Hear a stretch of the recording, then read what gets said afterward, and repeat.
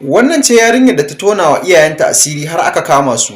Wannan yarinyar za mu kira ta da Brave mai shekara 17. Wata safiya kafin gari ya waye, Brave ta fito ta taga ta gudu daga gidansu. Bata san inda za ta nufa ba, bayan ta yi nisa sai ta ciro waya. Dama Brave ba ta da cikakken sani game da yadda wajen gari yake. Bata san adireshinta ba, tana tsaye a tsakiyar titi saboda bata san a gefen titi ya kamata ta tsaya ba. Duk da ba wani nisa ta yi daga gida ba amma har ta ɓata. Tun tana ƙarama, ita da 'yan uwanta su 15 suna cikin gida a kulle cikin kunci.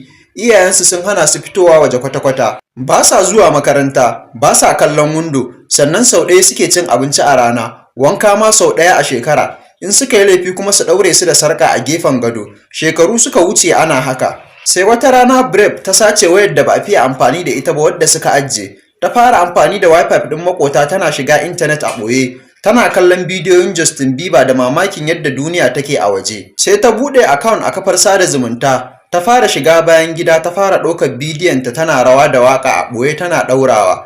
Sai wata rana wani mutum ya mata tambaya, me yasa kullum kike yin bidiyo da daddare kuma a cikin gida?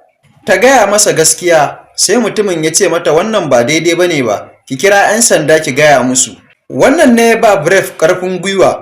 Bayan dare ya yi ta ɗauki hotunan 'yan uwanta da ke ɗaure da sarƙa a gefen gado, da wasu hotunan ta kuma ɗauki takardar wasiƙa da ke ɗauke da adireshin gidan nasu. Ta fita ta windo ta tsere da asusuba kafin gari ya waye ta gudu daga gidan.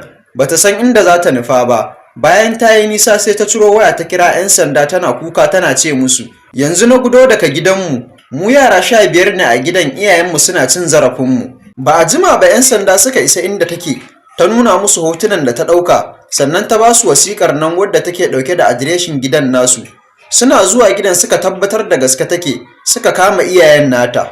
Suka ceci sauran yaran. Wannan shine hoton iyayen nata bayan an kama su. Yanzu Brave tana rayuwarta sabuwa kuma tana da mabiya fiye da miliyan 1 a TikTok. Ta kuma fara kamfanin kayan sawa mai suna Braveness. Ka yarda da kanka, rayuwa tana iya canzawa. Kada ku manta, ku danna like sannan ku yi follow.